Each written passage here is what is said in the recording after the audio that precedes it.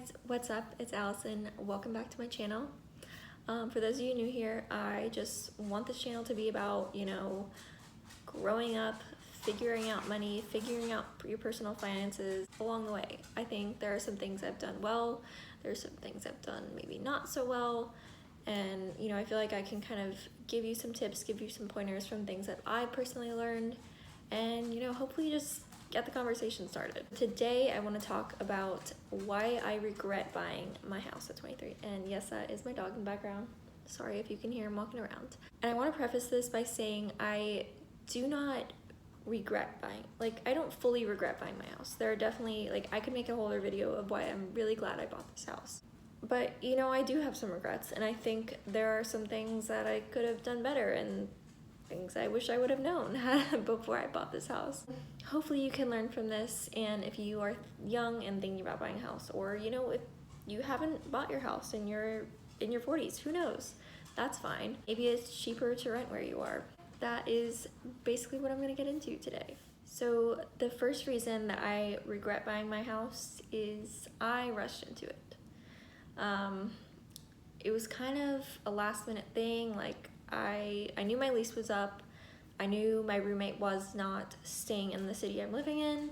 And so I was like, I'll just look at new apartments, whatever. And I just wasn't finding anything that I liked enough to have to pay more for.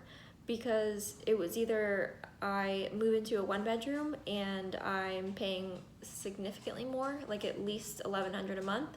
Whereas I was currently living in a 2-bedroom apartment paying $750 on a $1,330 rent. So I was either gonna have to move into a 1-bedroom and just eat the cost of having to live on my own, or I was gonna find another 2-bedroom, which would have been more expensive than the price that my lease was going up to, and have to find a roommate, and finding random roommates it's not fun. So I just happened to look on Zillow one day and I was like, I could afford a mortgage. What is this? Luckily, I live in Jacksonville, Florida, so the housing market has, there's plenty of luxury places, and then right around the corner, you'll find a pretty average, lower class, affordable house, in my opinion.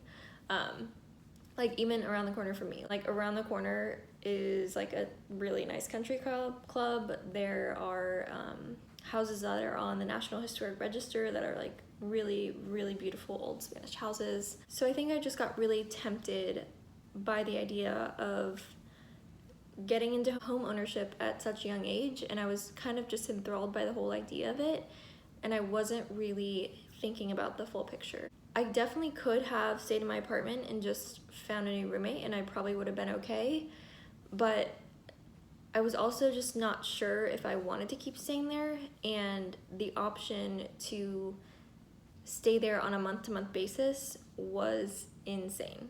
If I renewed by a certain date, it was, I believe, early May, I would have had to pay an extra $1,000 a month.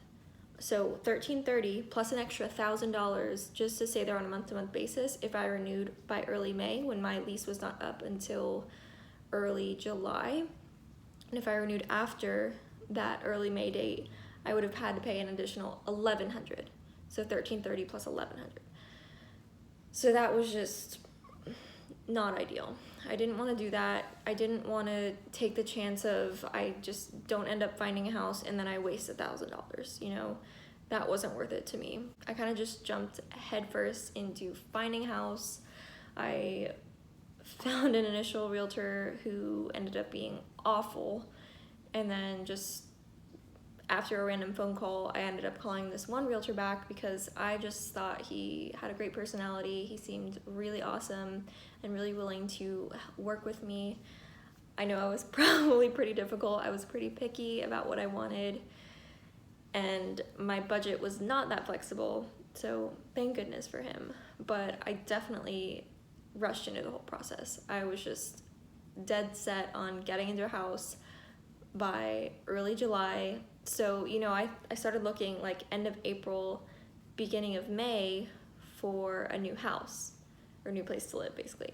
So when you think about that, a lot of closings can be more than 30 days. So if I didn't find a house by June 1st, basically, like, I would have been pretty screwed. And luckily, I found this house by the middle of May and closed in 30 days or less, I believe.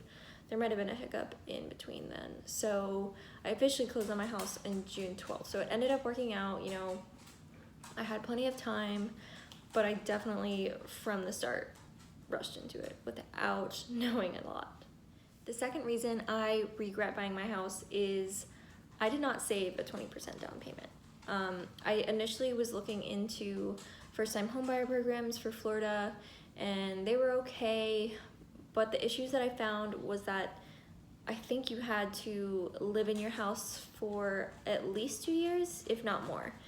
And where I was at in my career, I just wasn't sure if Jacksonville was a place I wanted to stay, and honestly, I don't foresee myself staying here for more than like 4 years. So I'm pretty glad I didn't do that, because I didn't want to be locked into a place if I did not like love Jacksonville. I like it, but I don't love it, and I don't foresee myself staying here long term. So I'm definitely glad I didn't do that. And honestly, it really wasn't saving me a bunch of money. So I just did a regular mortgage with a low down payment, and now I have to pay PMI, which is just the extra added insurance that the mortgage company collects when you do not have 20% equity in your home, which is fine. But I definitely, if I had saved more than I did, you know, not even necessarily 20%, I definitely would have had an even lower payment. I could have had possibly a nicer house. There were a lot of things that could have been better had I saved more, but again, I rushed into it. I had saved up a decent amount, but I kind of didn't, I thought like, oh, all this money is gonna go towards my down payment. Like, no, it goes towards closing costs and a lot of other things. So I didn't really benefit myself a lot there. And I definitely wish I would have waited. If I had waited an extra year, I think I would have been able to save close to a 20% down payment. And I think that would have helped me. But here I am, I did it. I'm living in a house that I own, whatever, or that me and the bank own together. The third reason I regret buying my house is, and this is totally my fault, but I did not shop around for interest rates. Like, I'm an idiot. What was I thinking? I don't know. It's just crazy. And I got an okay interest rate. Like, I heard other people that were buying a house around the same time as me got a higher interest rate than me, so I'm glad I did what I did. But I also heard of another person who is the same age as me that bought a townhome, and he got a lower interest rate than me, and I was like, what the heck? That's not fair. So I think if I would have even just gone to like 2 more banks, I probably would have had a better interest rate than I do. It is over 4.5%. It's not ideal, but like, I don't have a huge mortgage, so it's not a big deal. I'm at like 140,000 now, so not too bad. Whatever, it happens. We all make mistakes, and we all have to learn from them. Some just have to learn from them and end up paying more money in the process. The fourth reason I regret buying my house is I bought an older house that was kind of a fixer-upper.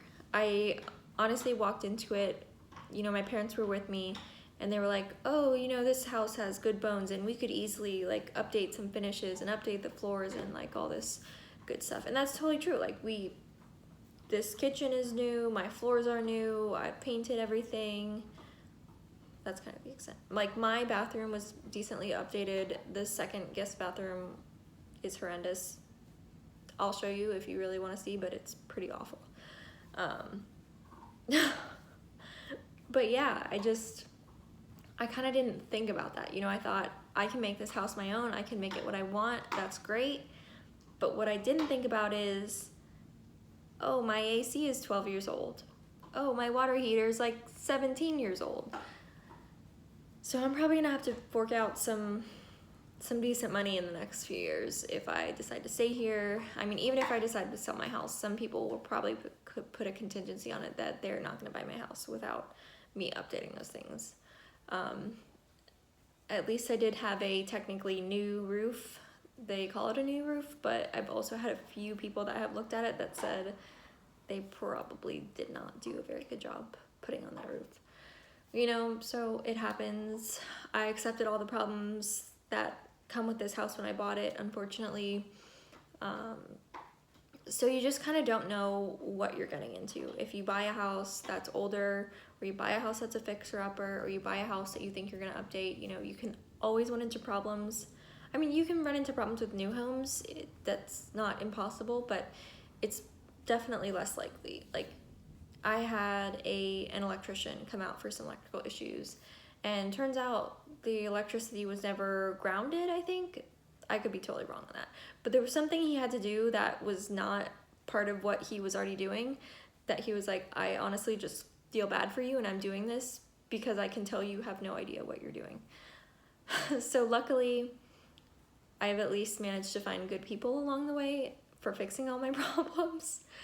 But, you know, you accept that people probably did things that weren't up to code and were not up to standard, and things just have not been updated properly. So you definitely need to consider that if you are considering an older house. Just be aware that things are probably not going to be perfect. And my house is from the 50s. So there's even another thing about this is that you actually might have trouble getting insurance. So some people with newer houses, they can just get insurance, you know, just they tell the person where they live, they tell them everything about their house, and they're just like, okay, like you have an insurance policy. And I actually do have that, but I tried to shop around for new rates before my insurance renewed this year, and these people were like, oh yeah, like we are not going to insure your house unless we inspect it. And I sent them the inspection report I got when I bought the house, and they're like, yeah, like this and this would have to be fixed before we insure your house. I was like, okay, I did not realize that at all. So definitely another thing to think about. There's nothing wrong with older houses. There are so many older houses I would love to buy, but now that I realize some of the issues that can come along with them, I will probably be inclined in the future to buy a house that is less than like 20 years old maybe. We'll see about that. But the final reason that I regret buying my house is that, honestly, I was just clueless. I didn't know anything about being a homeowner. I honestly still don't know a whole lot about being a homeowner, but going into it, I knew nothing. And I think when I was looking around and looking into houses, I was paying attention to things that probably wouldn't have mattered in the long run, and not paying as much attention into things that really did matter. For example, something that I dislike about my current house is that my neighbors on either side of me do not really take care of their yards. So things are constantly growing into my yards. On one side, I have to cut a bunch of vines off my fence. On another side, I have an older gentleman who has to have like round the clock care, like nurses there all the time. And one of his sons tries to take care of the yard, but it is pretty overgrown with trees, and they're constantly growing over into my fence where there's just like a chain link fence between the two. And so I constantly am having to like take a hedge trimmer. I honestly need to buy a chainsaw because the branches are getting pretty thick, and I basically have to just continually clear that out, and that sucks. And I honestly didn't even, you know, unless you go to a house and you see just a completely disgusting house next door, like you don't even think about it. You know, you see the front and it looks okay, and you don't even think about something like that. So yeah, there's just a lot of factors that I probably wasn't paying enough attention to that I should have. But again, you live and you learn. So that is all I have to share with you guys today. Let me know if you would want to see a video on why I am really happy that I bought my house as opposed to this somewhat negative video. I hope you enjoyed this video. Be sure to give it a thumbs up if you did, and subscribe before you leave. I really, really appreciate it. I hope you guys enjoyed, and I will see you in my next video. Bye, guys.